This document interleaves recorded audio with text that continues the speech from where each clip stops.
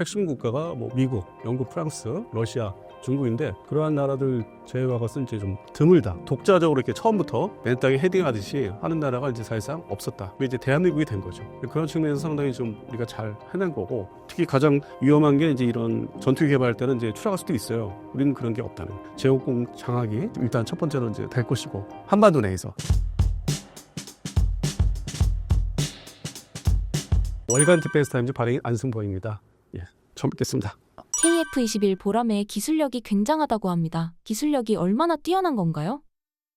일단 그 대한민국에서 이 전투기, 그냥 순수하게 전투기 이름으로 탄생한 게 이제 KF-21 처음인데, 그 핵심 기술, 뭐 4대 기술이라 하는데 그게 바로 뭐 전자주사식 에이사 레이더, 두 번째 EOTP라고 해서 그 전자광학 장비라고 해서 이제 뭐 지상을 회피한다든지 아니면 공대물 전투할 때 이 광학식 장비로 해서 이제 레이더 전파 발사 안 하고, 그러한 장비를 또 이제 두 번째가 있고, 그러니까 지금 말씀드린 거를 국내 개발을 말씀드리는 거예요. 그 해외 도움을 안 받고 뭐 직도입을 한다든지 그런 걸 피하고 순수하게 국내 방사업체들이 동원돼서 만들고 있는 게 네 가지가 있는데, 첫 번째가 이제 전자주사식 에이사 레이더, 두 번째가 EOTP라는 광학 장비, 전자광학 장비, 그다음에 세 번째가 이제 EW로 해서 전자 이제 방해를 이제 하면서 적지능을 돌파한다든지 생존성을 이제 향상시키는 그 세 번째고, 그다음에 또 이제 공대공 전투를 이제 하다 보면은 적외선 IRST라는 또 장비가 유사한 장비가 또 필요해요. 이어 뭐 TP처럼. 그래서 그 네 가지 4대 기술이 순수하게 국내에서 이제 개발해서 테스트해서 조만간 이제 실전 배치를 위한 양산 단계로 들어가기 이제 직전이기 때문에 그 부분이 이제 가장 어려웠었죠. 처음에는 이제 미국에 의존하려고 우리가 미국의 로키드 마틴사의 F-35A 스텔스 전투기를 이제 40대를 발주하면서 절충교육식으로 이제 좀 당연히 이제 미국에서는 거절을 했죠. 미국 정부에서 통제하는 부분이기 때문에. 그러나 이제 미국 정부가 무조건 외면할 수 없으니까 그거에 대해 이제 처음에 진입하기 위해서 기술 개발을 이제 진입하기 위해서 4대 기술 그 장비에 대해서 기술 개발하기 위해서는 좀 동맹국, 그러니까 미국의 동맹국이 많지 않습니까? 그럼 이제 그런 기술을 좀 많이 갖고 있는 나라가 이스라엘. 그래서 이스라엘을 이제 소개를 일단 해주는 형식으로 거기 좀 알아봐라. 그래서 그걸 보내죠. 그래서 또 우리가 기반 기술이 또 있었기 때문에 가서 쉽게 이제 또 원리 초반부에 기술을 이제 진입하게 된 거를 쉽게 해서 이제 완성이 좀 된 상태고, 그리고 뭐 테스트는 남아공, 저 아프리카 밑에 남아공이 이제 옛날에는 뭐 이스라엘하고 협력하는 군사적 협력하는 관계였기 때문에 역시 그 기반이 있어요. 아직도 거의 방사업체도 있고.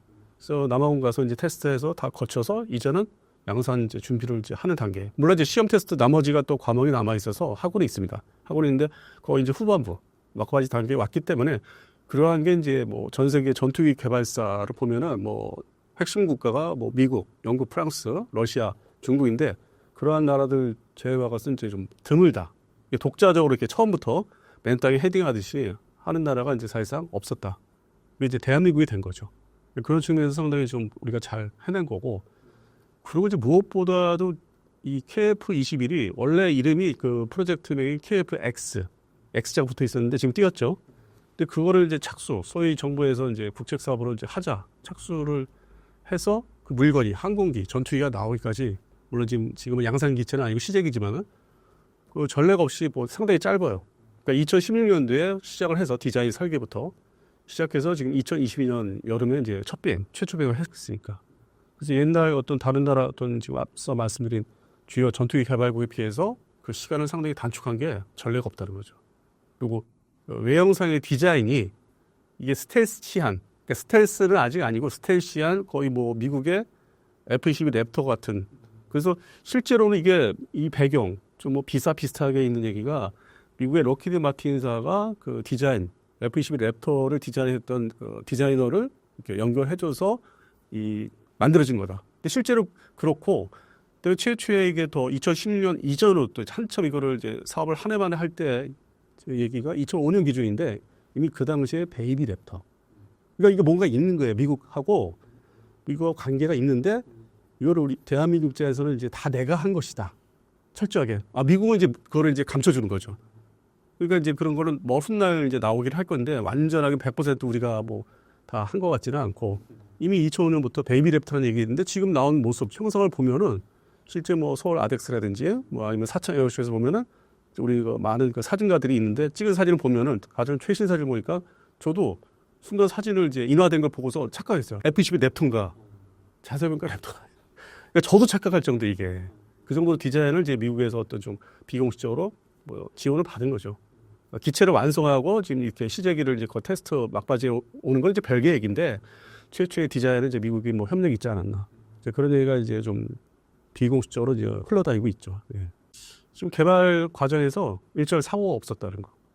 그리고 이제 순조롭게 그게 우리가 경험이 이제 예전에 훈련기, 초음속 훈련기 T-50, 그게 나중에 전투기 이제 경전투기로 발전한 게 F-50인데 그때는 사실 미국 록히드 마틴하고 이제 50대 50에 이쪽에 이제 공동 개발 형식이었는데 이건 이제 독자, 그러니까 외형의 형식이 독자 개발을 이제 진행하면서 아주 순조롭게 별다른 이제 탈이 없고 특히 가장 위험한 게 이제 이런 전투기 개발할 때는 이제 추락할 수도 있어요. 그 좋은 사례가 1988년 이제 89년이니까 그 당시에 이제 스웨덴은 이제 그리펜 전투기라고 있는데 현재 뭐 시중에서 이제 전 세계에서 팔리는 건데 그 전투기도 이제 추락해서 망가진 적이 있었고 그다음에 이제 가까운 대만의 IDF 경국 전투기도 그렇게 이제 추락한 사례가 있었는데 우리는 그런 게 없다는.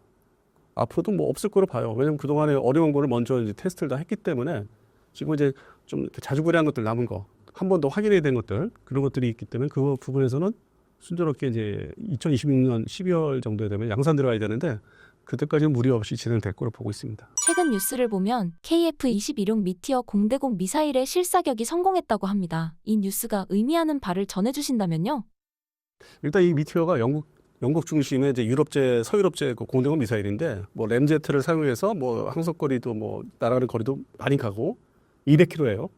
이것도 상당히 대단한 이제 어떤 성능이고, 그다음에 속도가 이제 마하 4.5, 상당히 빠른 거예요. 기존의 공대공 미사일보다.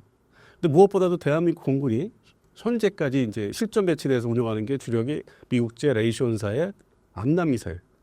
이 암람 미사일이 뭐 종류가 많은데 우리나라 이제 버전은 이제 B형, 뭐 C형, 그래서 C형에서 뭐 C8이 가장 뭐 판매되는 것 중에 최신형이라고 하는데 C8이요. 그다음에 이제 그거의 다음 버전이 뭐 D 버전인데 D 버전은 아직 없고. 그래서 그게 주력이다 보니까 이 소위 해킹도 많이 당했다는 얘기도 있고 그동안 이제 이 양산 배치된 지가 거의 뭐 이게 1982년부터 시험 개발했으니까 꽤 오래된 세월이죠. 그러다 보니까 많이 노출도 되고 실전 사격도 했기 때문에 이 미사일도 가서 이렇게 맞으면 이제 이렇게 부스러기 떨어지는 그걸 또 주워서 분석할 수 있으니까 노출되는 거죠. 뭐 제3국 통해서. 그래서 그게 노출되어 왔는데 그러다 보니까 이게 좀 아주 뭐 대단한 뭐 이렇게 숨겨서 쓸 수 있는 이제 미사일에서 점점 벗어나는데 미티어는 아직 뭐 실전 배치해서 이렇게 운용을 이제 뭐 실전에서 사용한 지가 아직 없고 그리고 무엇보다도 200km 위호 사정거리가 그러면 이제 한반도에서 수원 기지, 뭐 수도권이나 뭐 대구 기지 중심으로 해서 반경을 따져오면은 이 한반도에서는 이제 최강의 공대공 미사일이다. 그것을 운용하는 게 KF-21 전투기다. 보람의 전투기. 그렇기 때문에 이제 우리 한반도에서는 제국군 장악에 상당한 이제 큰 도움이 된다. 지금의 주력, 실제 주력은 이제 허리 개념인데 숫자가 많아서 KF-16 전투기인데 물론 이제 F-15K도 있고 그거는 이제 쌍발 전투기죠. 그다음에 스텔스 전투기도 39대가 있는데 그거는 아주 정예 전투기고 실제 뭐 평상시에 뭐 원활하게 비행시키고 나가고 하는 거 마치 여객기들 막 적강구도 왔다 갔다 하는 것처럼 그래서 KF-16에 비교하면은 이제 대단한 전투기가 되는 거죠. 제국군 장악이 공중 장악이 아주 일단 첫 번째로 이제 될 것이고 한반도 내에서 그다음에 이제 주변국이라면은 이제 이쪽 나라 이렇게 있고 또 이제 어떤 사람에 따라서 가상적으로 또 이 요인도 생각하는데 제 안제 위치에서 일단은 좀 충분히 다 견제할 수 있는 이것이 이제 실전 배치가 블록 1이라는 이제 최초 배치가 버전이 블록 1이거든요. 이거는 이제 공대공 전투에 특화된 미티어 미사일 중심으로 해서 운영하기 때문에 초도 배치되는 게 이제 20대 플러스 20대인데 2028년까지 그것만 제대로 가동만 돼도 제공권 장악에 평상시에도 운영하는데 상당히 도움이 될 것이다. 그래서 그 기대하는 게 이제 크고 다만 현재 이제 2025년 1월이 현재 중순인데 양산 들어가기까지 한 뭐 만 2년 정도 남았으니까 좀 기다림. 그러니까 우리 많은 이제 밀리터리 매니아나 이 유튜브 세상에 이제 많이 이렇게 좋아하시는 분들이 늘어났어요. 또 이렇게 다른 정의 잡자 틀리게. 그러니까 팬들이 상당히 많아요. 근데 방산 제품에서 한국의 무기 제품 중에서 KF-21 때문에 매니아 됐다는 사람도 있어요. 많은 사람들이 나이에 상관없이. 그러다 보니까 이제 기다리기가 큰데 한 2년을 더 기다려야 되니까. 실전 배치해서 나가서 작전할 수 있는 여러 다양한 모습을 보려면 향후 2년은 또 기다려야 되는 거. 저도 그래요. 저도 좀 그렇게 기다림이 왜냐면 또 나이도 먹어야 되니까 그래서 그걸 기다린다 하는 게 좀 조바심이 있어요. 상당히 우수한 전투기가 이제 나올 예정이기 때문에 양산 배치가. 예. 전 세계 전투기들과 비교했을 때 KF-21은 어느 정도 순위에 들어간다고 볼 수 있을까요? 그러니까 이제 T50, F50 한참 개발 양산 할 때만 해도 그 전투기라기보다는 이제 경전투기, 좋게 얘기해서 경전투기고 공격기거든요. 지상 공격을 우선시하는 경전투기 좀 가벼운.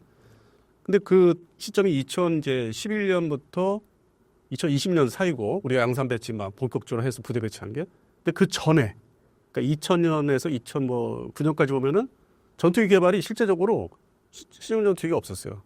기존에 뭐 라팔, 그다음에 유로파이터가 이제 그리펜하고 그게 이제 4세대 전투기였죠. 그 당시에는 A사 레이더를 장착 안 했기 때문에 그것이 이제 독주를 했었고, 뭐 물론 이제 미국에서는 F-35A가 이제 막 개발을 이제 처음 시작할 때가 이제 2000년부터 2009년이었고, 그러다가 이제 이게 2010년, 20년 사이에 이제 이게 다 양산 배치되고 일부 전투기 뭐 유로파이터나 라팔이 뭐 A사 레이더를 단다. 이제 그래서 약간의 그 시스템이 좀 바뀐 게 있었고, 그리펜도 그렇고 슈퍼 그리펜 나오고.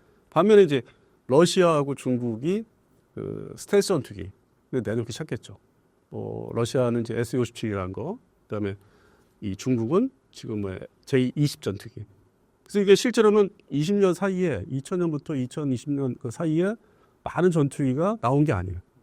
그 옛날에 한참 그 많은 전투기 있을 때 비교하면은 없었어요. 근데 그 상태에서 우리는 그 훈련기, 첨수 훈련기를 순조롭게 한 다음에 바로 이걸 진입했기 때문에 이게 이제 좀 없는 시장에서 우리는 뭐 먼 미래를 보고, 물론 이제 우리 안보를 위해서 이제 만든 거지만은 결국에는 이게 지금 이제 앞으로 효자가 되는. 그래서 순조롭게 이게 개발도 했고 꾸준한, 이게 뭐 방사수치 상관없이 꾸준하게 이제 개발해 온 게 지금 이제 앞으로 이제 효자가 되는 거죠. 그런 측면에서는 전 기대가 큽니다. 그리고 이 서방 측에 지금 말씀드린 유로파이터나 라팔은 아무리 개량을 해도 그 근본 설계가 이제 80년대에 이루어졌기 때문에 시스템이 뜯어 고치기도 쉽지 않고, 지금 뜯어 고친다고 하는데 개량한다고 하지만은 쉽지는 않을 거고, 또 그 특유의 서열업이 좀 느려요. 우리에 비해서 그 엔지니어들 일하는 게 꼼꼼은 하지만은. 그래서 그건 어차피 9세대 전투기를 점점 가면 갈수록 이제 시간이 가면 갈수록 이제 밀려야 되고 개량을 해도. 그래서 이제 그러다 보니까 이제 뭐 영국 중심의 또 신형 6세대 전투기라고 표방에서 나오는 게 GCAP. 그 이제 뭐 6세대를 지향하는데 실제는 뭐 5.5세대 정도고, 그리고 프랑스 중심의 뭐 F카스라는 게 또 있고, 그건 차세대예요. 근데 아직은 이제 나오질 않았죠. 그러니까 그 전에, 그러니까 그런 틈에, 역사적으로 그 시간 틈에 우리가 이제 KF-21이 탄생했기 때문에 상당히 독보적인, 서방 측에서는. 그리고 이제 미국 입장에서는 자기들의 F-35 스텔스 전투기를 모든 나라에 팔 수 있는 게 아니기 때문에 그거를 이제 검토를 하다 보니까, 그래서 아까 이제 처음에 말씀드린 대로 미국이 이렇게 알게 모르게 뭔가 이렇게 협력을 해주고 지원을 해준 게, 마치 그 FA50 때처럼, 이 나라는 내가 F-35를 줄 수 없으니까 대신 이 물건을 이제 팔아라. 근데 내가 통제는 해야 되겠다 하는 게 엔진이에요. 엔진에서는 미국제 엔진. 그러니까 미국이 노하면 못 팔아요. 상당히 그러니까 미국이 예전에 50년대, 60년대, 70년대, 80년대 전투기 발전사가 있는데 그때 비교해서 머리를 이제 상당히 자기들 진화하는 머리를 쓴 거죠. 결국에는 내 마음에 안 들고 못 팔게 하는. 근데 이제 우리나라에서는 타이틀이 국산 전투기로 돼 있고, 그래서 최근에 2024년 이제 9월 달부터 이 항공업체들 중심으로 이슈가 됐던 게, 결국에는 국산 엔진을 만들어야 되는 거 아니냐. 우리가 팔고 싶은 데는 마음대로 팔려면은. 그러니까 레이더나 뭐 EOTP라든지 그다음에 IRST, EW 이건 다 국산화가 됐는데 미국의 통제 없이 우리가 갖다 이제 부착해서 팔 수 있는데 엔진은 결국 미국제니까. 그래서 이제 최근에 이제 이슈가 되고 있는데, 뭐 다들 아시다시피 엔진 개발이 그렇게 쉬운 게 아니지. 그리고 모든 나라, 그러니까 주요 나라들이 뭐 미국, 영국, 뭐 러시아, 프랑스 다 이게 오랜 기간 걸렸거든요. 하루아침에 된 게 아니기 때문에.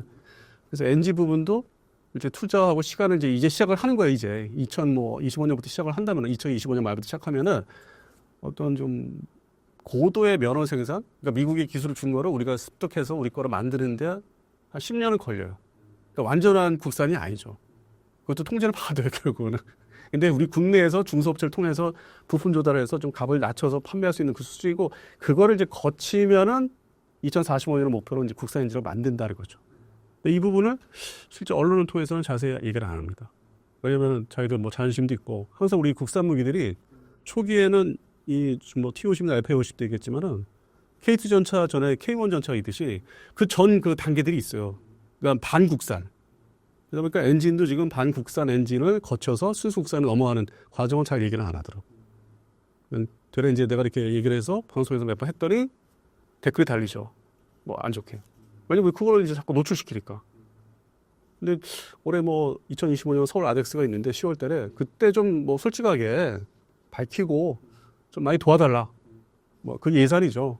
그렇게 하는 게 차라리 낫지 않을까 싶습니다. 예. 전투기 엔진 개발이 상당히 어렵다고 들었습니다. 향후 엔진도 국산화가 가능할 것으로 보시나요? 일단 돈과 시간이 문제죠. 그리고 이제 많이 기다려줘야 되고 엔지니어들의 노력도 많이 따르는데 어떤 미국의 기본 기술 또 지원도 있어야 되고 그게 현재로서는 F414 엔진은 미국의 제너럴 일렉트릭사인데 그 회사가 이제 계획은 이미 10년 전에 도와주겠다 얘기를 했어요. 그러니까 완벽하게 도와주는 건 아니고 대략적으로 이제 1단계, 2단계, 3단계가 있는데 한 보통 평균 15%씩은 이제 기술 지원을 하겠다. 그렇게 하면 다 합하면 그게 한 60% 정도 뭐 나중에 될 거예요. 그러니까 그다음부터 네가 알아서 해라. 그래서 그걸 이제 혼자 나머지 한 40%의 기술 거를 적응, 개발, 순수 국산을 이제 해야만 그 다음 단계 2040에서 45년도에 이제 우리 국산 전투기 그걸 이제 응용해서 국산 그 전투기 엔진이 나올 수는 있죠. 그래서 결국 뭐 시간 돈이죠. 이것도 뭐 앞서 말씀드린 대로 KF-11 이제 블록원이 이제 한 2년 남았다고 하는 것처럼 많은 시간이 이제 흘러가고 관청에서 이제 예산을 지속적으로 뭐 어떤 상황에 상관없이 뭐 정세에 상관없이 꾸준하게 이제 지원을 해야 되고 그게 이제 한 예로 가까운 나라 이제 중국이나 일본도 그렇게 했는데 이 결국에는 중국은 러시아 기반이기 때문에 그 엔진들을 개발해도 그러니까 좀 오래 사용할 수 있는 그런 엔진들이 아니 금방금방 이제 사용해서 바로 또 교체해야 되는 그러니까 수명이 짧은 거 그래서 중국 엔진은 그렇게 해서 그게 단점이고 일본은 추력 문제 엔진의 힘 파워 문제가 하여튼 50년 이상 해봤는데 그 원하는 추력이 안 돼. 그리고 또 기술 유입이 또 사실 그 미국에서보다는 자기 독자적으로 어떻게 해보려고 노력해 있는데 결국 2012년을 이제 기점으로 해서 그게 잘 안 되는 걸로. 그래서 순수 독자적인 전투기를 못 하다 보니까 유럽의 영국, 이태리 같이 합작으로 하는 그 GCAP 거기에 합류를 한 거예요. 그 원인이 일본은 그쪽에 간 이유가 엔진 때문에. 엔진의 어떤 그 추력 문제가 있어서 나머지 전자장비나 뭐 소재 같은 거는 다 있는데 그래서 엔진이 뭐 상당히 중요한 게 이제 부각이 이제 그런 걸로 인해서 나타났죠. 뭐 중국이나 일본 사례로. 그래서 우리가 지금 반면교사로 이제 잘 활용해서 그런 부분들을 어떻게 헤쳐나갈지, 뭐 미국한테 최대한 기술을 기본 기술을 어떻게 받아낼지, 그 열 소재, 그 소재 업체가 이제 최근에 이제 두각을 나타내고 있는데 뭐 그게 뭐 단순하게 그쪽 업체가 주장한다 해서 그게 금방 이루어질 건 아니고 그 열 문제가 또 상당히 중요하기 때문에 열을 견디는 게. 그래서 그러한 것들 다 합하면은 뭐 향후 저는 20년 정도 걸린다고 봐요. 그러니까 된다, 할 수 있다, 20년. 엔진 부분은 이제 시작하는 거니까. 근데 전투기는 이미 시작을 이제 해와서 성공에 이제 진입하는 거고. 그래서 그런 측면에서는 뭐 항상 돈과 시간이 제일 중요하죠. 예. KF-21 개발에 들어간 한국 독자 기술의 비중은 어느 정도인가요? 일단 디자인도 그렇고 이제 엔진도 미국제고. 근데 아까 이제 4대 기술은 이제 독자 기술이라 할 수 있고 그거를 다 통합을 해야 돼. 시스템을 이제 뭐 각각 다 합해서 비행을 시켜야 되잖아요. 그러한 기술. 이게 T50과 F50에 이제 거기서 얻어진 거 가지고 잘 배웠고 그 응용을 잘해서 이 비행을 아주 순조롭게 사고 없이 시키고 있다는 게 그게 이제 뭐 다른 나라한테 우리가 칭찬을 받을 수 있는. 그리고 전투기 개발을 뭐 갑자기 이제 어떻게 보면 단계는 밟았는데 많은 경험이 있는 나라는 아니에요, 대한민국이. 그래서 이게 진입 속도가 그 다른 그 실패한 나라에 비해서 상당히 좀 빨리 했고 안정적이다. 그래서 저도 상당히 이제 긍정적이에요. 근데 그 옛날에 T50, 20년 전에 T50 봤을 때는 저게 과연 될까? 좀 의심을 했었어요. 저게 과연 전투기로서 발전할 수 있을까? 근데 실제 그 당시에 이제 지금의 카이의 초기 단계인데 회사가 만들어진 게 합백해서 그 당시에 자료를 좀 꺼내봤어요. 뭐 20년 전, 25년 전 자료. 근데 이미 그 당시에 자신감이 있었던 거예요. 그러니까 카이로 합병되기 전에 삼성항공이 있었는데, 그러니까 이제 카이는 99년에 이제 다 이렇게 만들어진 건데 그 전에 삼성항공이었거든요. 그 주력 회사가 우리나라 항공업체가. 근데 97년도 IMF 시절 때 삼성항공이 이제 발표한 자료, 뭐 한 20페이지 된 걸 지금 이제 참고해서 꺼내서 보니까 이미 그때 KF-X가 기획이 되고 있었더라고. 삼성항공 시절에. 그러니까 카이 초기가 아니라 이미 삼성항공 시절에 그 다음 단계로 KF-X라는 전투기, 한국형 전투기 사업은 이미 준비되어 있었고 거기에 나온 수출에 대한 얘기들 거의 대부분 성과를 이제 이루고 있더라고요. 근데 그 당시에는 그 옛날에는 이게 안 믿었죠. 그러니까 국가 경제, 환경, 우리가 사는 모습이 지금과 달랐으니까 의심을 많이 하고 이거 보도 자료하고 막 이러고 막. 근데 버리질 않고 지금 꺼내보니까 이게 역사 자료가 중요한 게 맞네. 내가 놀란 거야, 그렇고. 그래서 이제 일부는 이제 이렇게 조금씩 자료들을 스캔해서 공개를 이제 인터넷에 하고는 있어요. 그러니까 자신감 앞으로 더 가져야 된다. 엔진도 될 수 있다. 근데 시간과 돈은 꼭 주어져야 된다. 제대로. 그냥 공짜로 되는 거 아니다. 네. 한국 방산에서 KF-21 보라매와 같은 전투기를 개발할 수 있었던 역량이 어디서 나올 수 있었다고 보시나요? 그게 뭐 어떻게 보면 잘못 얘기하면 이제 정치적인 얘기가 될 수도 있는데 1970년대 소위 우리 자주국방을 얘기했던 그 당시 박정희 대통령 그 당시 정부에서 그때도 상당히 이제 반대가 많았죠. 이건 뭐 우리 기술도 기반 기술도 없는데 우리가 중공업도 이제서 막 그 당시에 하고 있는데 아니 뭐 무슨 소리 를 하겠느냐. 저도 의심을 많이 했죠. 그 당시에 이제 학교 다닐 때인데 뭐 중고등학교. 근데 어쨌든 강행을 하더라고요. 그리고 1976년, 77년 기준을 하면은 일단 면허 생산이라는 걸 해요. 그러니까 시도를. 근데 지금 그 자료 봐도 그때 이게 뭔 생각으로 이렇게 면허 시도를 아무 기반도 없는 나라에서. 근데 무조건 일단 진입을 합니다. 그게 소위 그 당시에는 이제 항공업체가 주요 업체가 그 대한항공이었어요. 대한항공 그 김해 테크센터라고 있어요. 우리 김해공항에 내리면 한쪽에 있는 반대쪽에 거기 회사에서 이제 주소를 했죠. 그래서 나온 게 최초의 사실상 그냥 족보로 따지면은 그 타이틀 자체가 국산 전투기를 할 수 있는 게 그게 국산 전투기는 아니고 면허 생산인데 소위 이거 KF-5 제공호 그게 이제 81년부터 조립 생산을 시작했는데 그걸 기획을 76년, 77년, 78년, 79년 끊임없이 이제 미국하고 이제 그걸 받아야 되니까 면허권을 한 4년을 이제 고생했다가 80년에 이제 뭐 합의가 79년, 80년 다 정리가 돼서 서류 작성이 돼서 81년부터 실제로 시작이 된 거예요. 근데 전투기만 손댄 게 아니라 그 가벼운 그 헬기, 500M이라는 경 헬기, 전투 헬기. 그게 최초에 이제 시작이 됐기 때문에 그게 있었기 때문에 어떤 이게 항공기를 개발 아니면 생산한다는 게 어떤 건지를 이제 맛을 본 거죠. 그러다가 이제 80년대 중반 되니까 그 옛날에 이제 삼성 그룹에서 야 대한항공이 저 하는데 우리도 한번 해야 되지 않을까. 근데 그 당시 또 정부에 또 어떻게 이제 얘기를 해가지고 한 게 삼성항공. 그리고 그 다음 이제 전투기를 KF-5 다음에는 아까 앞에서 말씀드린 KF-16. 그러니까 면허 생산이 그것도. 근데 면허 생산의 조건이 좀 더 그죠 더 향상돼. 기술을 배울 수 있는. 그래서 90년대 초반. 그러니까 정확히 말씀드려서 94년 말 12월부터 본격적인 기술 이제 그게 이제 배우기 시작한 거예요. 제대로. 그러니까 먼저 거는 그냥 뭐 이렇게 좀 냄새를 맡았다고 할까요? 뭐 이렇게 좀 분위기를 배웠다면은 대한항공 시절에는. 근데 삼성항공 시절부터는 아 이게 이렇게 어렵구나. 그래서 동시에 절충 교육을 이제 그 당시에 뭐 국가에서 이제 미국한테 물건을 사주면은 반대로 기술을 달라. 그걸 제도화 시켰죠. 그래서 그거를 이제 기술을 정식으로 받으면서 기획된 게 TOC, 처음서 고등훈련기. 그게 있었기 때문에 지금 KF-21이 나옵니다. 그거 없이는 그 건너뛸 수는 없어요. 그러니까 차근 초등학생, 중학생, 고등학교, 대학교 이런 식으로 이제 좀 있으면 박사학위 이제 따는 이제 단계인데 이제 양산 배치하면 박사학위 되고 더군다나 이 KF-21을 이제 블록 2, 블록 3, 뭐 소위 뭐 KF-XX라는 뭐 또 다른 전투기 거기까지 가면 이제 혼자 다 이제 할 수 있는 완전 독립할 수 있는. 근데 그 부분에서는 엔진이 이제 들어가요. 엔진 얘기가 국산 엔진이 나오는 거예요. 그래서 지금의 어떤 그 계획이 2024년에 이제 본격적으로 뭐 업체에서 홍보하고 세미나에 어떤 내용들이 앞으로 향후 단기적으로 10년 더 길게 봐서 20년 지나면 이제 국산 전투기를 만들 때 그 당시 또 향후 미래 국산 KF-XX 그때 가서는 진짜 우리 국산 엔진도 달자. 그래서 또 다른 시작이 이제 된 거죠. 근데 그게 이제 올해부터 시작이 돼요. 뭐 예산화되고 뭐 정책화 되려면은 올해 이제 뭐 10월달 여름을 지나면서 그래서 또 다른 시작이 이제 출발을 하는 거죠. KF-21의 판매 전망은 어떻게 보시나요? 처음에 이걸 이제 2016년도에 우리 국산 전투기 디자인한다. 그다음에 뭐 미국제 엔진을 선택했다. 그러고 나서 이걸 공군에 이제 뭐 120대를 납품할 거다. 그랬는데 결국 결정적인 폴란드 그 방산 수출이 터지면서 그러니까 러우 전쟁이 터지면서 전투기 그 필요 수요가 급격히 전 세계로 늘어난 거죠. 왜냐면은 러우 전쟁이 터지면서 그 소위 그동안 러시아가 뿌려왔던 미그-29 전투기의 그 대체 상품, 그다음에 Su-25 공격기는 이제 물론 우리 F-52 담당하고 있지만은 그 소요가 갑자기 확 더 늘어난 거예요. 이게 동남아시아 시장만 인도네시아하고 잘 뭐 시끄러웠지만은 그게 동남아시아 시장만 생각했는데 더 나아가서 이제 폴란드까지.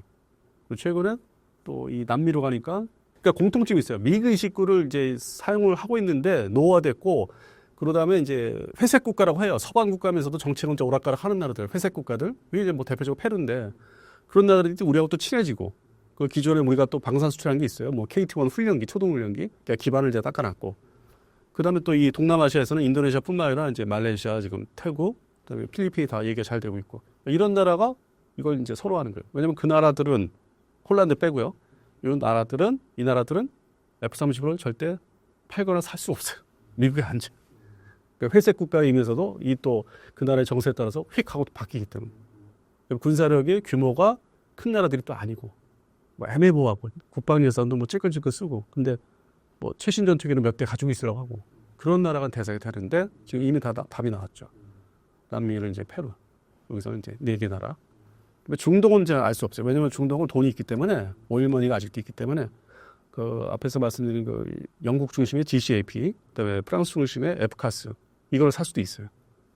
그래서 이게 아주 뭐 100% 장담을 할 수 있는 지역은 아니었어요. 그 대표적인 국가가 사우디, 아랍에미리트인데 제가 볼 때는 관리를 철저하게 해야 되지 않을까, 영업 관리를. 근데 동남아시아는 제가 볼 때는 우리 거 살 수밖에 없어요. 진짜 이 4개국은 우리 거 살 수밖에 없고 물론 이제 인도네시아가 뭐 라팔도 주문하는데 그건 이제 별도의 얘기고 그건 하위급 전투기로 해서 별도로 자기들이 원해서 발주한 거고 그러다 보니까 우리한테 왜 돈을 안 주냐 그게 서로 이제 분란이 있었고 근데 그럼에도 불구하고 그 나라 역시 그 KF-21이 필요한 게 그러니까 미국이고 러시아 전투기를 대체하는 소요가 이 마땅한 상품이 KF-21이라면은 또 미국제 전투기 중에서 F-16 우리 이제 면허 생산하는 건 KF-16인데 F-16을 또 대체 앞으로 미래에 대체할 수 있는 거는 이 KF-21이 딱 적합하기 때문에 그러니까 인도네시아가 또 F-16이 주력이거든. 그런 나라들을 전 세계적으로 지도를 펼쳐놓고 이제 나라 규모나 국방력 다 하게 보면 답이 나와요 그냥. 그러니까 진짜 뉴스를 이제 말할 수 있는 가짜 뉴스가 아닌 그냥 상식적인 거. 데이터를 보면은 숫자를 보면 답이 어디에 팔 수 있다. 근데 이제 그게 카이 해당되는 이제 양산하는 회사에서 영업을 이제 어느 정도 더 적극적으로 하느냐. 근데 현재 뭐 거의 임원진들을 이제 항상 만나서 얘기 들어보면은 열심히는 하고 있더라고요. 그리고 자기들도 이제 성과를 회사에 내줘야 되기 때문에 우선적으로 할 수 있는 게 이제 이 동남아시아 국가. 뭐 거의 뭐 잘 되는 걸로. 그래서 전망은 뭐 전 좋다고 봐요. 그리고 이걸 더 확대해야 되는데 그 확대해서 나가면 이제 저 영국제나 이제 프랑스제 그런 소위 5.5 세대를 지향하는 전투기들하고 이제 경쟁을 붙을 수밖에 없고 또 우리한테 기술을 받아가서 성장해온 튀르키예 우리의 방산 수출 그 제품을 그대로 베껴서 쫓아오고 뒤로. 진짜 괘씸해요. 그게 뭐 일반 상품에서는 뭐 중국을 얘기하는데 이 방산 제품에서 튀르키예가 그 우리한테 좀 곤란하게 상황을 만들고 있어요. 근데 완성도 뭐 자주포나 전차나 다 우리 걸 베껴서 이제 자기들 카피해서 만들었는데 전투기도 훈련기도 하다못해 터프로 훈련기까지 아주 똑같이 그대로. 근데 이제 우리는 앞서가니까 거기 이제 우리가 주도권을 지는데 이 해당되는 나라 제품을 이제 세일즈를 할 때 경쟁을 붙이거든요. 그럼 얘네들이 완성이 안 되고 가지고 와서 경쟁을. 그다음에 가격을 덤핑을 치고. 그래서 아직은 잘 안 되는데, 근데 앞으로는 이제 그 제품들이 다 완성돼서 이제 자리 잡으면 진짜 경쟁이 되기 때문에 우리나라의 뭐 전차 자주포, 뭐 천무 다연장 뭐 로켓포라든지, 그다음에 KF-10 전투기도 그렇고 F-50도 그렇고 개량 업그레이드를 진짜 서둘러서 계속 빨리 해야 되는 제품의 질을 더 높여야 되는. 그러니까 일반 상품과 똑같아요. 가만히 있으면 이제 도태되는 거예요. 안 팔려요. 뭐 이런 스마트폰 같은 개념으로 계속 거기다 자꾸 기능을 더 넣어줘야 돼요. 무장도 더 새로운 걸 넣어줘야 돼요. 그래서 그런 노력이 지금 속도는 빠르지 않은데 그래도 작년부터는 신경을 쓰더라고요. 그러니까 뭐 예를 들어서 뭐 국산 장공지 투란제 뭐 우리 국산 미사일을 이제 공대 지상 타격하는 미사일을 개발을 시작을 했다면은 그것도 그게 한 10년 걸려요 개발하는데. 그 사이에 뭐 이게 물건이 또 그 플랫폼 본체가 안 팔 수 있잖아요. 이거 급해서 유럽에 가서 손을 잡고 그 나라 미사일을 갖다 이제 인터넷에서 접합을 시킬 수 있는 그런 거를 이제 작년부터 서두르더라고요. 그래서 제가 볼 때는 뭐 옛날에 생각하면 우리가 지금 현재 상당히 진지하고 잘 될 수 있다. 그러니까 자연스러운 어떤 방산에 대한 애국심이 이제 커지고 있는데, 근데 이제 주된 수입을 아직까지 이런 폴란드에 이제 매달리고 있기 때문에 그것도 좀 극복을 해야 되는데, 또 다른 큰 시장을 이제 확보를 해야 되는데, 그거보다는 좀 덜하지만 이제 페루가 조금 좋은 사례가 되고 있고. 그래서 여러 뭐 방송이나 이제 온라인에서 자꾸 이제 반복된 뉴스가 이제 그런 게 폴란드나 그 페루 얘기 나오는 게 이제 그런 사례가 이제 자꾸 늘어나길 바라는 거죠. 그래서 저도 이제 그거는 뭐 좋다고 보는데 그건 가짜 뉴스가 아니니까. 예. 그래서 현재는 뭐 옛날에 뭐 작년 이맘때에 비교해서는 가짜 뉴스는 많이 사라졌습니다. 그래서 뉴스 뭐 종류도 뭐 좀 자리를 좀 잡아가는 가는 것 같아요. 그런 수치에 대한 거는. 예. KF-21에 대한 방산업체 내부의 분위기는 어떤가요? 그 협력업체가 뭐 엄청나게 많기 때문에 미국도 얽혀 있고 엔진 때문에 뭐 레이더 같은 경우 뭐 하나 시스템이라든지 그러니까 모든 방산업체가 다 알게모리가 얽혀 있기 때문에 이게 우리 공군에 납품하는 120대에서 끝나지 않고 우리 공군도 더 사주길 바라고 있고 그리고 더불어 이제 수출국이 다 계약 단계까지 가야만 그리고 돈을 또 받아야만 이게 실제 이게 좋은 거기 때문에 그 전에 이제 그 역할을 이제 해줘야 되는 게 그 이제 그런 KF-11이 아직 양산에 안 들어갔으니까 그래서 이제 거꾸로 뒤돌아보면은 현재 나와 있는 FA-50, 이 FA-50도 그러니까 소위 수출이 전투기 수출이 투 트랙으로 가야 되는 게 앞으로 나올 거 현재 만들어 놓은 거 이게 동시에 이제 진행을 시키는 거예요. 그래서 그 사례가 좀 먹힌 사례가 지금 이제 폴란드가 관심이 이제 그다음 전투기 KF-15를 안고 폴란드, 그다음에 필리핀, 페루. 그래서 뭔가 이제 뭐 방산 그 수출 일수가 거기로 집중되는 게 그다음 제품도 연속으로 팔 수 있기 때문에 그 특히 전투기 쪽에서 그래서 이제 그거를 이제 많이 기다리고 있죠. 그래서 현재 FA-50의 역할이 상당히 중요합니다. 나와 있는 전투기. 그래서 그 개량이라든지 거기에 무장, 뭐 신규 무장 다는 것도 지금 뭐 어제 그제 계속 관련 뉴스가 조금씩 나오더라고요. 그래서 저도 관심을 갖고 지켜보고 있어요. 기존 제품도 좀 잘 팔아야 되는 것도. 예. 앞으로 미래 제품뿐만 아니라 그건 이제 기존 제품 판매 잘 함으로 인해서 당연히 끌려오는 거기 때문에 그래서 앞서 세 나라를 말씀드렸고요. 트럼프가 한국의 군함, 선박 건조 능력을 협력 희망 분야로 지목했다 합니다. 세계 최강의 미국 해군의 현 상황을 알려주신다면요? 미 해군이 이제 중국 해군을 이제 얘기해가지고 긴장을 조성하고 뭐 미 해군이 망했다고 이제 그 뉴스가 불과 한 일주일 전이요?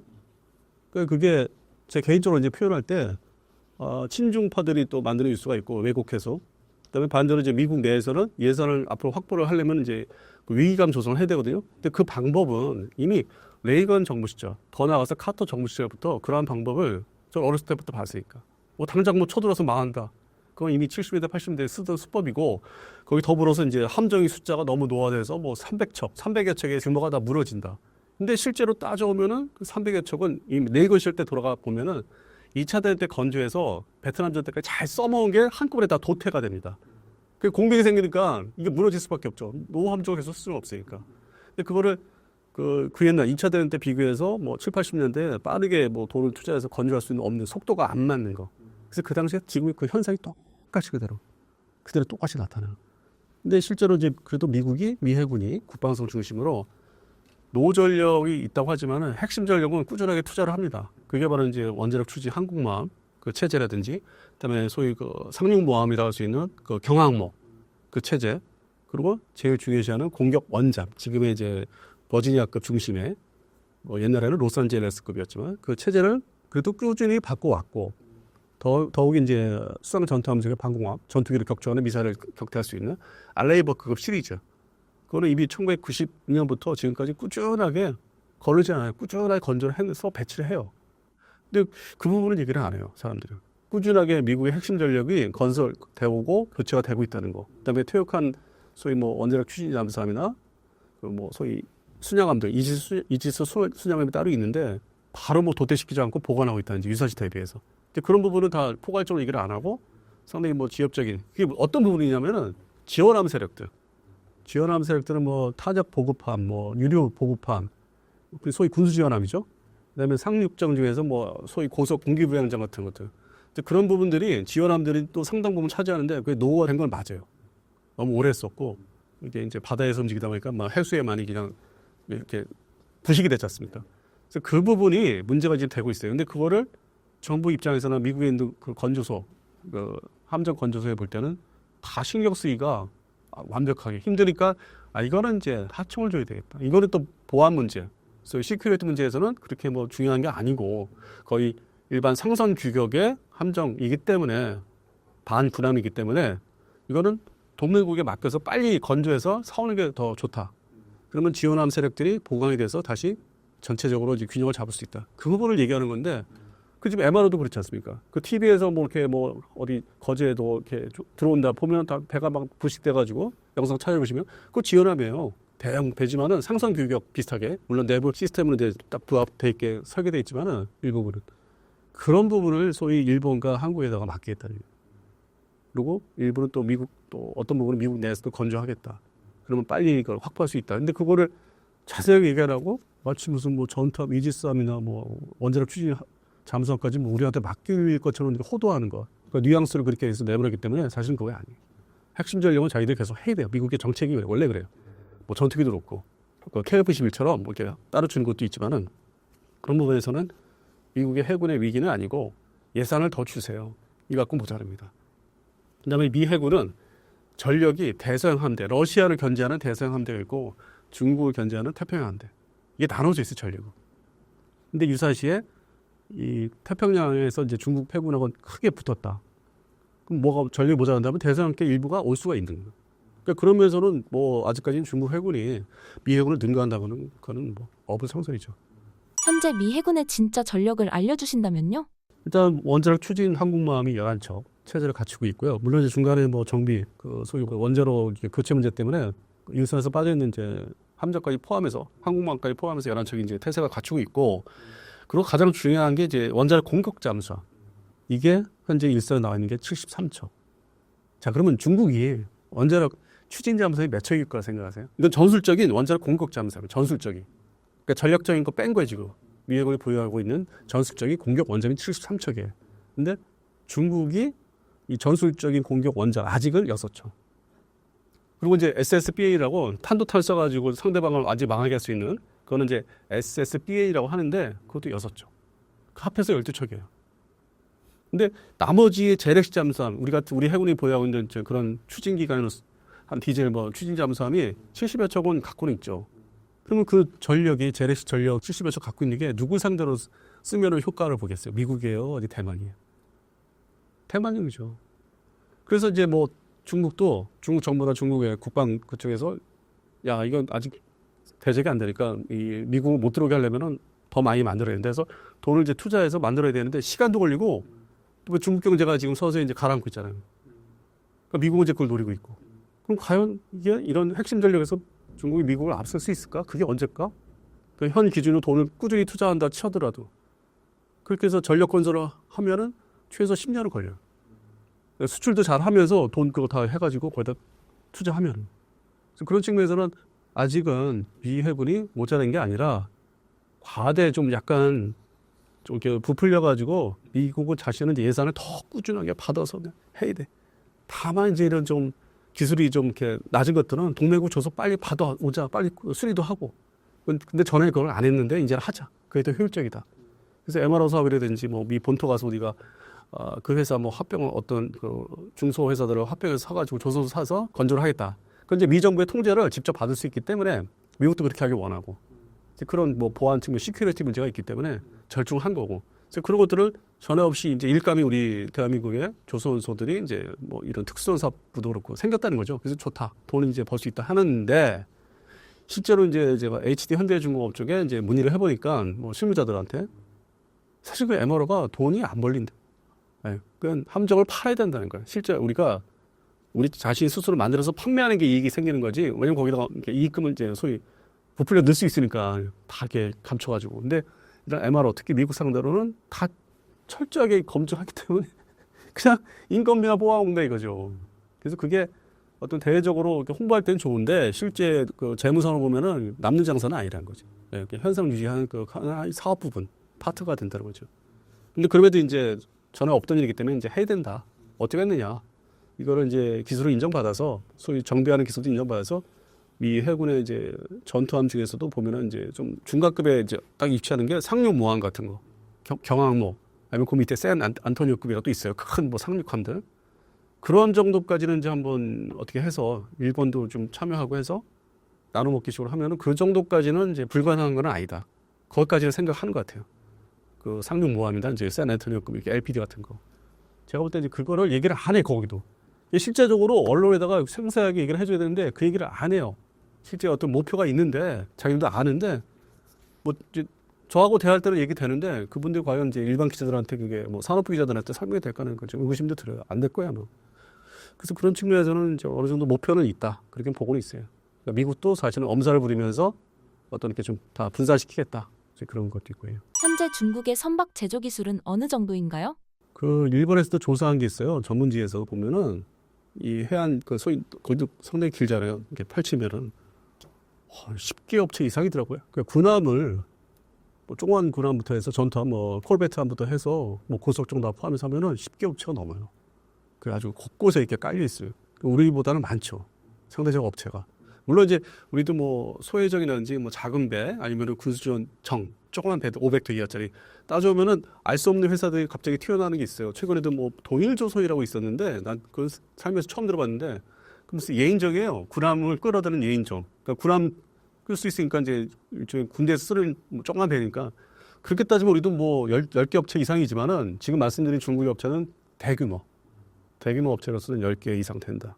그러니까 지금 한국마음을 그렇게 만들어낸 거고 막 그다음에 소위 중국파 223, 뭐 055 시리즈 같은 거 그런 걸 이제 뭐 소위 뭐 언론에서 표현하듯이 뭐 풀빵 찍는다. 근데 풀빵 찍는 건 아니고 그렇게 따지면 뭐 미해군의 알레이버 그럴 거면 뭐 계속 그렇게 오래니까 뭐 꾸준하게 찍어냈는데 뭐 그건 좀 과도한 표현이고. 근데 하여튼 열심히 했는데 그러면 그것을 과연 미국을 상대로 하는 거냐? 1차 목표는 미국이 아니에요. 미국을 견제해서 못 들어오게 하는 거지. 그 엄청난 전력이라 할 수 있는 게 언론에서 말하는 건 대만을 그냥 집어삼키기 위해서 포위해가지고 목표는 대만이지 뭐 미국을 쳐들어가기 위해서 그거는 목표는 아니고 못 들어오게 하는 거 견제를 하기 위해서. 그래서 그런 측면에서는 좀 그것도 좀 구분이 돼서 설명이 돼야 돼요. 네, 일단 이제 그들은 대만을 완전히 장악하려면 상당히 많은 전력을 지금 뭐 확보를 한 거죠 현재. 중국이 해군력 증강에 집착하기 시작한 배경은 무엇인가요? 옛날에 중공이라고 했는데 중국 공산당 이게 이제 탄생할 때 1949년도에 이제 본토에서 대만 다 이렇게 내쫓죠. 지금의 대만 타이완을 다 내쫓았죠. 그 뭐 국공 뭐 이렇게 해가지고 뭐 전에 일본군 상대로 싸우기도 했지만은 합작을 1949년을 기점해서 다 본토를 점령했는데 또 일부 지금의 금문도 같은 조그만 앞에 그 섬들이 있어요 본토에. 그 전투를 이제 조그만 섬이라고 우습게 생각하고 들어갔는데 그게 잘 안 됐어요. 그때는 이제 당장 뭐 상륙정 조그만 상륙정들이 모자른다든지 그다음에 뭐 이 무기 체계가 준비를 제대로 안 해서. 근데 그게 항상 뭐 바다 끼고 그런 문제가 시작이 된 거예요. 1949년, 50년. 그러니까 우리가 6.25 전쟁 하는 동안에도 그쪽은 뭐 포격전도 하고 공중전도 그 이후에 1958년도 금문도 상공 전투도 했지만은 전투기끼리. 끊임없이 이제 긴장이 계속 이어졌는데 그렇게 해서 계속 치고받고 하다가 미국이 이제 1978년, 79년 이때 이제 중국으로 해서 수교를 하지 않습니까? 왜냐면 중국은 이제 잘 끌어들여서 러시아, 소련을 잡기 위해서. 지금 요즘 와서 그 얘기 하더라고요. 그때 그렇게 한 게 소련을 잡기 위해서 한 거다. 이제서 기사가 뜨더라고. 다 알고 있는 사실을. 학계에서는 다 아는 거를. 그렇게 해서 했는데 80년대는 그렇게 해서 서로 좀 친해지자 레이건 시절에 이제 뭐 서로 간도 보면서 그다음에 뭐 이렇게 좀 문물도 교환하고 이렇게 해서 했는데 90년대 들어와서 이 대만에 미국이 전례 없이 전투기를 대량으로 판매합니다. 1992년도 승인을 해. 1992년도 이제 F-16 전투기를 뭐 대량 판매를 하겠다. 노후 전투기 대체하라고. 그다음에 프랑스 이제 뭐 미라지 전투기도 들어와서 판매하겠다. 그래가지고 갑자기 군사력이 90년대 계약들을 하니까 96년도 초반부터 전투기가 이제 인수가 되는 거예요. 그러니까 대만군이 현대화가 되는 거예요. 그래서 그거를 뭐 더 이상 못하게 하려고 겁을 주기 위해서 1996년대에 막 미사일을 쏩니다. 대만 앞바다에. 그럼 우리가 이제 관광지로 따지면은 어디냐면은 이 타이베이에서 열차 타고 좀 가까이 가면 지룽이라고 있어요. 지룽 앞바다 쪽에 뭐 미사일이 떨어지는 거예요. 뭐 관광 좋아하시는 분들, 여행 좋아하시는 분들은 그러니까 가면 금방 볼 수 있어. 아, 여기 근처에 미사일이 떨어졌다고 그렇게 느낄 수 있을 정도로.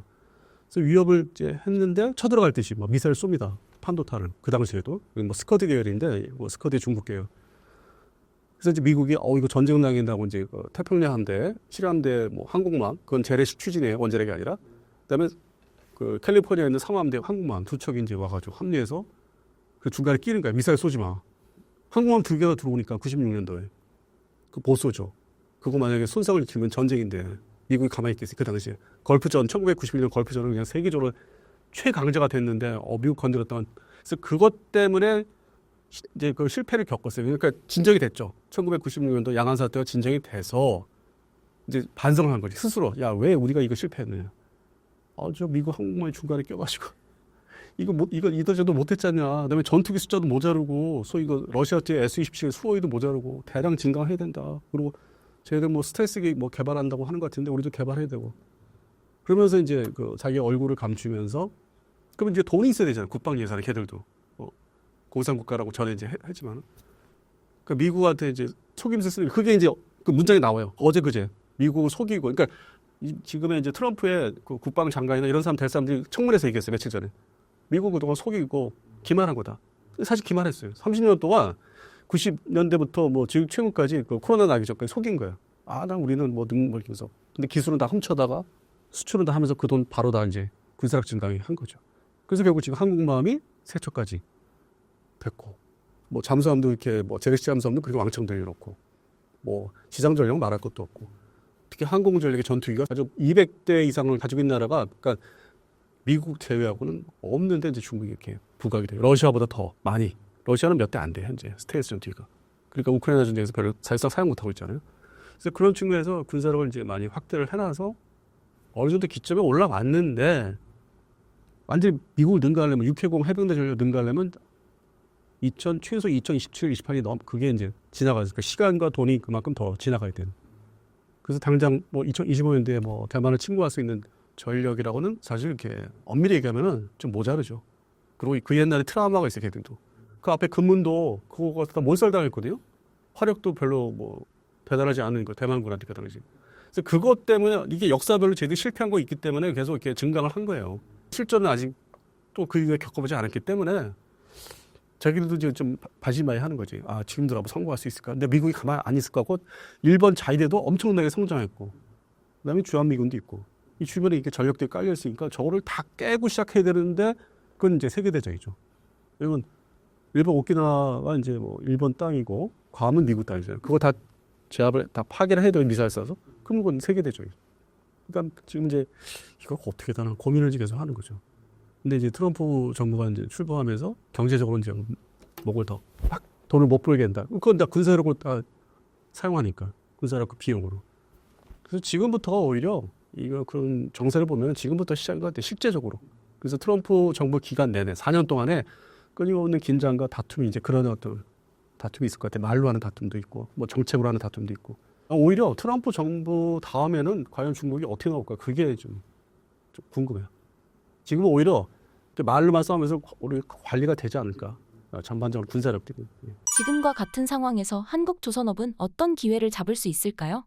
뭐 중복되는 얘기일 수 있는데, 그런 이제 군수 지원함 쪽으로 우리가 이제 만들어줘야 되는 상황이 오고, 그다음에 트럼프 정부가 이제 출범하면서 내가 지금 그 먼저 정부에서는 MRO로 해서 뭐 돈을 지불하고 가서 그 함정을 거제도나 이런 데 맡겨서 수리하는데 비용을 내가 지금 냈었다.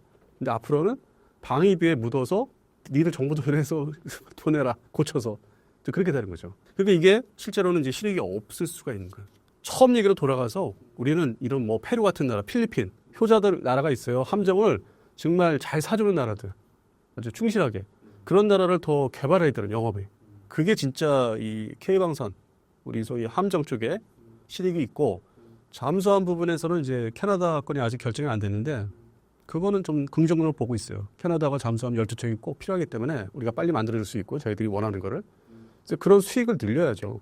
자꾸 뭐 MRO 이런 데 연연하는, 그건 그냥 기본상으로 한미 간에 그냥 우리가 돈 안 받고 그냥 정부 돈 주고 그냥 그렇게 세이브 시키고 뭐 하는 거 있잖아요. 실익이 없는 거. 그래서 거기에 좀 과다 포장된 거죠, MRO가. 대한민국과 북한의 육해 공군 군사력을 비교해 주신다면요? 간단히 저도 좀 정리를 해봤는데, 이 대한민국은 이제 인구 절벽에 이제 본격적으로 진입했기 때문에, 그러면서 이 일선 부대, 전방 부대, 사단들, 정규 부대가 많이 이제 해체가 됐었고 해왔고, 마지막으로 남은 게 올해 이제 연말에 12월에 28사단이 이제 해체가 됩니다. 그게 이제 인구가 없기 때문에, 병력 자원이 없기 때문에. 그러다 보니까 대한민국 육군의 병력, 전투 병력은 36만 5천여로 이제 줄어들었어요. 50만 대군이었는데, 뭐 그 옛날 더 거슬러 올라오면 60만 대군이었다고 했는데, 뭐 다 사람 인적 자원으로 싸우던 시절이었으니까 그 옛날에. 근데 현재는 36만 5천인데, 그럼에도 불구하고 북한은 대외적으로 알려져 있는 거는 110만 병력이. 그러니까 거기는 뭐 그냥 그 상태로 유지하고 있는 거죠. 뭐 또 이제 가짜 정보도 있을 거예요. 뭐 섞어놓은 것도 있을 거예요. 숫자를 실제 효용성 없는 뭐 건설 뭐 공병 부대까지 합해놨다는 얘기 있기 때문에. 근데 하여튼 대외적으로는 110만. 우리보다 이제 뭐 거의 이제 3배, 2배에서 3배 격차가 나는 거죠. 그리고 이제 단적으로 육군 전력에서 가장 비교하기 쉬운 게 전차잖아요. 탱크. 그 대한민국이 이제 2,200여 대, 북한군이 4,300여 대. 근데 여기서 이제 좀 실제 엄밀하게 이제 들어가면은 살펴보면은 북한군 전차는 이게 제대로 굴러갈까 할 정도로.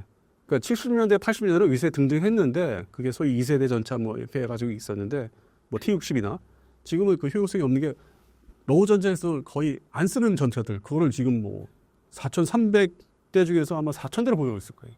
전 지역에서 사용을 안 하는 전차. 야, 이거는 되겠느냐 화력이? 그러니까 이게 격차가 우리는 반면에 2,200대라는 것 중에서 구형 전차가 한 200대 빼면은 2,000대는 다 저기예요. 그래도 쓸만한 전차도. 그러니까 실제 질적으로 따지면 우리가 이제 앞설 거예요. 전차에서는. 그 일반 병력에서는 좀 줄어들어서 뭐 실제 질적으로 어떻게 되는지 모르겠는데, 근데 전차에서는 우리가 오히려 질적으로 앞서게 되고, 그리고 이제 해군이 또 웃기는 게 척수로 따지면은 우리는 90척이라면은 북한이 뭐 420척인데요. 우리는 아주 일반적인 아주 스탠다드 그 전투함들 크고 화력 좋고 미사일도 많이 싣고 있고 헬기도 운영하는 그런 전투함, 수상 전투함 중심이 되면은 뭐 최소한 뭐 유도로켓이라도 싣고 다니는. 근데 북한은 구닥다리 포 중심은 작은 배들, 작은 그 뭐 어선들 보시면 큰 거 없잖아요. 이 연안에서 쓰는 그런 규모의 함정이라고 할 수 있는 게 정이죠. 함이 아니라 정. 420척 이게 실속이 없는 거예요. 그리고 이것도 오랜 기간 우리가 연평도 뭐 포교라든지 이건 뭐 어떤 해전들이 있었잖아요. 그게 벌써 20년 전이에요. 20여 년 전. 그때 또 노후화됐다는 거에 20여 년이 지났으면 얼마큼 더 이게 더 노후화됐겠느냐. 그러니까 이게 또 장무상의 배다 이거죠. 어선 같은. 그래서 화력으로 따지면 대한민국 해군은 이제 북한보다는 앞서는 건 맞아요. 근데 이제 작전, 전술을 이제 잘못 운영하면은 이제 그 당할 수도 있죠. 그러니까 만만하게 보고 했다가는 걔들은 이제 죽기 살기로 이번에 우크라이나에서 보듯이 그러니까 자폭하는 애들이니까. 그래서 그런 측면에서는 이제 좀 항상 긴장을 유지해야 되는 거고. 그다음에 이제 공군 전력으로 가면은 우리가 전투기가 410대라고 이제 알려져 있어요. 북한은 2배, 810대. 근데 역시 우리는 다 쓸만한 전투기인데 북한은 이게 과연 뜨면 비행을 제대로 하냐, 추락 안 하겠느냐. 그리고 화력이 뭐 장착하는 미사일이 뭐 너무 옛날 거. 발사되냐 그 옛날 거도. 뭐 기관포 제대로 나가느냐. 폭탄 뭐 몇 발 못 달고. 그 전에 우리 지대공 미사일에 다 격추되는 그런 아주 뭐 방어력이 없는 전자장비도 거의 없는 그런 EW 장비가. 그러니까 우리가 실제 이것도 진로 따지면은 이렇게 되는 거죠. 숫자만, 그러니까 장부상의 숫자만 갖고 있는 거. 그렇기 때문에 북한이 그 원자탄, 수소탄 이걸 만들고 그 투발수탄인 뭐 로켓이라든지 뭐 미사일, 탄도탄, 순항 미사일을 자꾸 그쪽으로 방사포라든지 집중하는 게 이게 재래식 전력이 안 되니까. 그래서 그런 좋은 이제 전쟁 사례가 이란이 이제 그런 식이죠. 그냥 쏘는 거잖아요. 이란 공군도 전력이 아주 형편없어요. 너무 노화됐어요. 그런 식, 이제 이게 그런 나라들이 있어요. 이란군이 이제 북한군 비슷한 구조를 갖고 있고. 그래서 실제 질적으로 이제 재래식 전력을 비교하면 그러다 보니까 최근에 뭐 뉴스에서 우리가 전 세계 뭐 군사력이 5위라고 하는 게 그런 면만 따져보면 그 다음 뉴스에 나온 거는 쟤는 핵무기 갖고 있는데 이걸 섞으면 이게 아닌데 그 뉴스가 이제 어제가 그제 봤어요. 그 말이 맞아요. 핵 전력을 포함시켜야 되니까 안 시켰을 때 포함시켰을 때 그 순위는 바뀐다는 거지. 틀린다는 거죠. 전력 무기가 있으면은. 그래서 그런 측면에서는 뭐 딱 뭐 단언할 수 없어요. 뭐 우리가 제대로보다 세다 못하다 이건 사실은. 우리 또 이제 미군이 있기 때문에 미국의 핵 전력이 현재로서는 뒷받침하고 있기 때문에 그래서 정답은 없는 것 같습니다. 예. 러우 전쟁에 파견된 북한군을 보았을 때 현재 북한군의 상태는 어떻게 평가하시나요? 뉴스가 이제 바뀌잖아요. 애들이 스킬이 좋다. 기술이 이제 충성심도 있고 자기 정부에 그 해당된 북한 그 본국에 대한 그 충성심도 있고 자폭까지 하니까. 그리고 이 전쟁을 겪다 보니까 이제 익숙해져요. 당연히. 뭐 먼저부터 말씀드렸는데 다른 데서 이게 익숙해지기 때문에 사람이기 때문에 그다음에 어떤 이 소총 화기에 대한 익숙한 게 이미 드러나고 있고 영상을 보면은 허접한 게 아니에요. 무슨 뭐 우리가 무슨 SF 영화 보듯이 그렇게 찍어놨는데 그건 단적으로 이제 일부 장소에서만 찍은 거고. 그리고 이제 더 쉽게 말씀드려서 우리 대한민국이 1960년대 중후반에 베트남에 파병을 했었습니다. 뭐 연 인원 5만 명 정도. 우리도 많이 했었어요. 물론 이제 미국이 어떤 보내달라고 해서. 그런 관계가 똑같은 건 아니지만은 국제적으로 뭐 공식화돼서 갔지만은 그리고 처음에 우리가 들어왔던 우리 대한민국 파병된 육군이나 해병대 병력이 처음에는 적응을 못해서 조금 손실이 있었다면은 금방 적응이 돼서 전투력이 뭐 최강, 미국만큼 막강하다. 그러니까 우리가 대한민국 역사, 군사력 파견한 역사를 보면은 쟤들도 마찬가지예요. 금방 적응하고 뭐 희생이 있다고 하지만은 그거는 뭐 우리도 마찬가지예요. 미국이 베트남전에서 화력 제공을 좀 덜 한다든지 뭐 장갑차라든지 뭐 헬기를 처음에 뭐 제공 안 하고 우리가 옛날 무기 가지고 M1 소총 가지고 갔을 때 초기에는 그런 모습을 이제 어떻게 보면 유사한 모습을 이제 좀 보는 거죠. 쟤들도 금방 적응이 되고 결국은 러시아군이 뭐 장갑차도 더 많이 제공하고 하다 보면은 또 북한에다가 또 제공도 하고 전장 거기서 줄 거다. 지금은 이제 초반부에 서로 이제 혼재돼서 적응하는 혼란 시기 있고 언제 이게 금방 쟤들도 이제 할 것이다. 그래서 저는 이제 베트남전 사례를 좀 잘 유추를 해서 비교를 해봐라. 저게 뭐 완전히 뭐 망가지는 뭐 지금 전투를 한다고 보기는 어렵다. 그러다 보니까 이제 언론의 이제 논조가 바뀌었잖아요. 상당히 얘들이 그 먼저 번에 그 용병들, 러시아 용병들보다는 비교가 안 된다. 기사가 논조가 확 바뀌었어요. 불과 며칠 사이에. 그래서 참나 이 언론사들은 정말 그냥 하루하루 받아쓰기 급급한 걸 외신도 번역하기 급급하다고 좀 보고 있어요. 대한민국 군사력은 미군이 없으면 처참하다고 말하는 사람도 있습니다. 이에 대해 어떻게 생각하시나요? 아직까지 부족한 게 화력보다는 화력은 많이 보강됐고 20년 사이에 뭐 2005년부터 2025년 지금 1월 달인데 돈을 들여서 많이 확보를 했습니다. 화력이 막 상당히 세졌고 앞서 뭐 해군 전력도 있겠지만은 그건 늘어났는데 항상 이 조기 경보 북한이 이제 갑자기 언제 쳐들어오는지를 거의 실시간으로 알아내야 되는데 그 부분에서 아직은 저는 좀 미심쩍고 조기 경보 붙어 있으니까 DMZ 상태에서 바로 쳐들어오면은 뭐 이게 조기 경보가 제대로 되겠느냐. 근데 지금 주한미군은 이제 그 부분에 아주 신경을 1960년 중반부터 많이 썼기 때문에 그 평택에 있는 정찰기들이 항상 떠서 그 DMZ에서 감시를 하고 있어요. 그 항공기들이 특수항공기들이 있고 여기 나와 있는 평택에. 근데 우리는 이제 그 전력을 독자적으로 또 가져야 되는데 우리는 또 그 너머를 보는 거. 그러니까 뭐 역할 분담이라고 이제 좋게 얘기해서 역할 분담인데 거기까지 독자적으로 볼 수 있는 전력을 또 구비해야 되는데 그 사업들이 이렇게 화력 중심으로 하다 보니까 조금 늦은 감이 없지 않아 있고, 그러니까 조경보가 좀 부족하고, 그러면 이제 그거를 이제 발견했으면 쳐들어 내려온다면 화력 집중을 해야 되는데 그 전선에 깔려 있는 DMZ상에 깔려 있는 전방 부대들을 동시에 지휘 통제해서 명령을 제대로 해서 이렇게 쏘아붙어야 되는데 최근에 어떤 그 계엄 사태를 보시면은 저래 가지고 다 이게 제때 저기에 동원돼서 투입이 될까는 지금 저는 이제 다른 측면을 본 거예요. 군사적인 측면에서. 이제 좀 의구심이 가는데 뭐 저기 부대들이 그렇게 뭐 헬기 타고 내가 그래서 화력 집중 문제.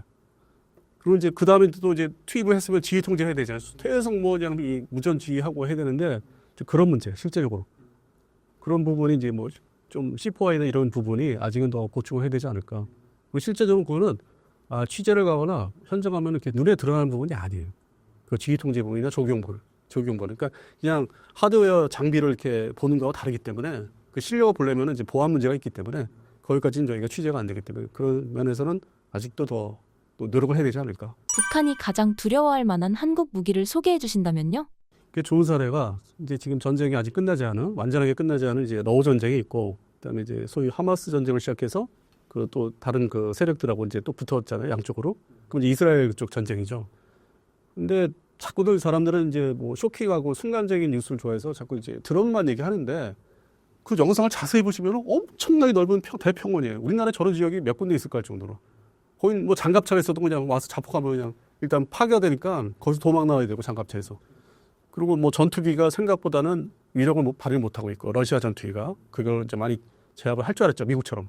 그래서 그런 것보다는 거기에서 우리가 이제 비슷하다. 우리가 전력이 이렇고 우리가 저렇게 뭐 비슷한 게 그건 좀 우리 건설해야 돼. 드론 전력은 이제부터 건설, 자폭 드론도. 그래서 그것보다는 북한이 당장 두려워할 거는 이 우리 공군 전력. 그게 이 지금 2022년부터 뉴스들을 보시면은 특히 작년에 정말 거짓말 안 하고 하루가 멀다 하고 전투 이동을 해서 갖다 이렇게 붙는 훈련. 그게 바로 이제 이스라엘 공군이 지금 했던 공수비적. 뭐 어제도 뭐 휴전을 했는데 가서 또 죽였다. 근데 이스라엘 공군이 보유하고 있는 전투기가 우리가 똑같은 걸 갖고 있어. 똑같은 폭탄도 똑같은 거. 그러니까 북한이 이제 봤을 때 북한도 마찬가지. 이제 드론 자폭 드론 빨리 만들어 더 많이 만들어야 했다. 김정은이가 지시를 했어요. 뭐 한 달 전에. 북한도 그렇고 우리도 이제 시작이야. 드론은 서로 구비를 해야 되는 거는 본격적으로 자폭 드론은 이제 또 서로 경쟁을 하는 거예요. 누가 더 돈 들여서 이제 구비를 하느냐. 러 전쟁의 사례죠. 근데 그게 적용되고. 근데 반면에 이스라엘 보니까 내 지금 공군력은 저거 다 썩어가지고 요격하지도 못하는데 지금 이스라엘 공군 곧 한국 공군이고 한미 연합 전력인데 공군력인데 공습을 저거 당한 그 6.25 때처럼 또 당하겠다 해서 푸틴한테 또 급히 이제 사람 보내서 얘기한 게 지대공 미사일 뭐 S-300개요. S-400은 최신이니까 뭐 러시아가 뭐 빼주기 어렵고 S-300은 좀 구형인데 그것조차 북한은 없기 때문에 그 실제 완제품이. 그래서 최근에 뭐 한 달 전 기준에서 기사를 보면은 그 일부 소량이 있지만은 평양 방공망에 추가했다, 도입을 했다. 그래서 결국 공군력, 전투기 전력이 압도적이라는. 저도 작년에 놀랐어요. 하루가 멀다고 뭐 거의 이틀 한 번씩 훈련을 보여주는데 저러면은 저기 북한이 겁 엄청 먹을 때 그러니까 그 효과를 이제 노리는 거예요. 우리는 공군 전력, 전투기 전력이 너희보다는 뭐 막강하다. 더군다나 한미 연합으로 하면은. 그런데 이제 김정은 쪽에서는 나는 미사일이 있어. 그래서 맨날 눌러대는 거예요. 탄도탄, 수량미사일, 방사포, 대형 방사포. 진짜 들어오지 마. 난 그냥 쏠 거야. 나는 이란 같은 나라야. 너희가 이스라엘 같이 공군되어 있으면 나는 이란 같은 나라야. 그래서 이제 견제, 균형이 이제 공포의 균형이 이제 이러면서 잡히는데 쟤들 하나 더 갖고 있는 게 이제 원자탄, 소위 핵무기. 그게 조금 이제 변수긴 하죠. 2025년 K 방산 프로젝트 중 가장 주목해야 할 게 있다면 어떤 게 있을까요? 최지일수 기준으로 말씀드리면 역시나 저는 이제 뭐 1년 전부터 얘기를 했는데 필리핀의 그 전투기 수출, 경전투기. 그 F-50이 뭐 작년 이제 24년도 2월 달에 싱가포르에 역시 취재가니까 이미 얘기가 활성화돼 있다. 필리핀이 추가로 더 살 것이다. 현재 12대를 가지고 왔는데 F-50 경전투기를 그래도 곧바로 예산을 없는 국방 예산을 더 마련해서 우리 F-50 12대를 더 살려고 한다. 근데 그 전에 전제 조건은 이제 먼저 도입한 전투기에 대한 정비에 대한 문제도 해결해야 되고 그게 이제 작년 2월 달 싱가포르 에어쇼 때였고 그러다가 또 이제 5월 달에 말레이시아 뭐 DSA 방산 전시회를 또 갔어요. 거기서 또 이제 뭐 만나서 이제 취재를 해보니까 이 필리핀이 F-50 12대뿐만 아니라 미국부터 별도로 그 MRF 해가지고 뭐 다목적 전투기 사업을 해서 별도로 분리해서 F-16V라는 걸 또 뭐 한 그 정도 살 것 같다. 근데 이게 사업이 겹치는 건 아니다. 그러다가 이제 이번 주에 그 이제 표면에 드러난 거예요. 이제 일반 그 신문 기사로 12대 더 사는데 목전에 왔는데 2020년 뭐 중반쯤에 계약을 맺을 것 같다. 근데 이미 뭐 1년 전에 얘기가 이제 상당히 좋게 진행이 되었던 게 한 1년 정도 지나니까 표면으로 드러난 거죠. 계약 단계로 이제 가야 된다. 그렇게 해서 잘 되고 있고 그다음 이제 역시 KF-21의 이제 기대가 자꾸 되는 게 빨리 나와야 되는 게 양산 제품이 바로 이제 그 블록 1이라도 사갈 나라가 이제 필리핀, 페루. 그러니까 공대공 전투, 상대방 전투기나 폭격기를 견제하기 위해서 그것도 되게 상당히 급한. 그래서 필리핀 같은 나라는 F-50, 그다음에 F-16V, 그다음에 KF-11 이 3단계 전력 구성을 지금 사실 원하고 있는 거예요. 미국이 또 그렇게 이제 얘기를 이제 하죠. 뭐 서로 회담할 때 그렇게 만들어라고. 물론 이제 폴란드 같은 경우는 이제 우크라이나 앞에 있는 폴란드 같은 경우는 좀 틀리죠. 미국이 승인한 F-35A 스텔스 전투기가 있고 기존에 48대 있는 F-16 그 이제 개량도 이제 할 거지만 그게 48대 있고 F-16 계열이 그리고 우리한테 이제 발주한 F-50. 그래서 이게 이 필리핀이나 폴란드를 보면은 그 제작사들 보면은 카이하고 합해서 미국의 럭키드 마틴. 그러니까 KF-21은 간접적으로 미국의 어떤 뭐 이렇게 봐주는 선생님 역할은 아직도 사천에서 럭키드 마틴 사람들이 와 있어요. 그래서 같이 뭘 하는 거예요. 조금이라도 도와주는 거예요. 그래서 근본적으로 이 전투기 수출 정책이 미국과 함께 같이 가는 경향이 있다. 폴란드는 이제 필리핀, 말레이시아도 지금 그렇게 가고 있고, 인도네시아는 또 자존심이 있어서 뭐 섞어야 되겠다 하는 게 있는데 돈도 없는 나라가. 그래서 인도네시아는 약간 좀 틀리고, 태국은 미국의 이제 견제를 좀 자기들이 정책적으로 뭐 하기 위해서 중국제 뭐 제품을 좀 뭐 함정이든 잠수함, 그럼에도 불구하고 이제 한국제를 또 선호해요. F-50 계열을. 그리고 또 뭐 스웨덴 전투기를 최근에 이제 발주를 이제 계약을 이제 했다고 해서 약간 이제 태국과 인도네시아는 약간 다르지만은 우리 한국 제품은 그래도 다 방산 제품 가져가고, 그다음에 충성도가 높은 거는 이제 폴란드, 뭐 필리핀, 그다음에 말레이시아가 또 그 번역으로 들어오고 있고 충성도 높은 이제 고객으로. 그래서 저는 뭐 당분간은 좀 긍정적으로 보고 있고 2030년도 전까지는 이 기조가 계속 이제 흘러갈 건데, 근데 뭐 역사적으로 보면은 이게 항상 뭐 전쟁의 어떤 긴장 분위기가 계속 이어지는 건 아니기 때문에 그 다음에는 이제 우리가 더 고급 제품으로 이 방산 제품도 일반 제품처럼 더 고성능으로 넘어가야만 판매가 될 것이다. 지금 상태는 딱 이제 시간이 열려 있는 거는 이제 한정되어 있죠. 향후 한 5년 정도. 네. 그래서 그 다음 거는 이제 미리 준비를 하고 있는데 그것도 역시 다 R&D 예산이 꾸준하게 주어져야 돼요. 그 인력들이 이제 이탈하지 말도록 또 관리도 해야 되고. 그래야만 이제 미래가 2030년대가 이제 K 방산이 또 계속 이어질 거라고 보고 있습니다. 예. 운영하고 계신 밀리터리 전문 잡지 디펜스 타임즈에 대해 설명 부탁드립니다. 정확히는 이제 이 밀리터리 잡지는 개인적으로 이제 이름은 다른 걸로 해서 시작한 거는 34년 전에 시작했는데 이것도 이제 뭐 경영상의 문제가 있다 보니까 이 디펜스 타임즈 이름을 해서 제가 이제 직접 하기 시작한 거는 이제 만 20년 됐습니다. 근데 창간된 거는 이제 먼저 사장님도 계신데 그거는 이제 2002년부터 창간 이름 자체 창간은 2002년이고 제가 인수해서 이제 이어온 거는 2005년부터. 그래서 올해가 20년 되고 있습니다. 근데 그 사이에 나름대로 호기심이 많아서 뭐 다른 매니저들도 그렇지만은 현장 취재를 좀 많이 다니다 보니까 뭐 일본도 그렇고 특히 대만에 대한 그 군사력에 대한 거는 판단하기 좀 달라요. 그들도 열심히 자기들 국토 방위를 하고 있다는 뭐 그런 것도 있어요. 훈련 진짜 열심히 해요. 근데 그걸 가보지 않은 분들이 이제 그냥 방구석 아니 사무실에서 뭐 대만과 허상이다? 꼭 그렇지가 않다는 거예요. 그러니까 뭐든지 그 권유를 이제 해드리면 이제 이 밀리터리에 관심 많으면 자꾸 이렇게 찾아다녀서 봐야 된다는 거예요. 그래야만 자기 이제 판단력이 생기지 일반 뭐 이렇게 기사 봐서는 정확한 판단은 안 생긴다는 거. 그래서 현장을 많이 보시라는 거. 뭐 K방산도 기회가 되면은 이런 방사업체도 좀 견학도 많이 좀 가시고 그리고 자기 어떤 견해가 확실하게 이제 생길 수 있어요. 신사임당 시청자분들을 위한 한마디 부탁드립니다.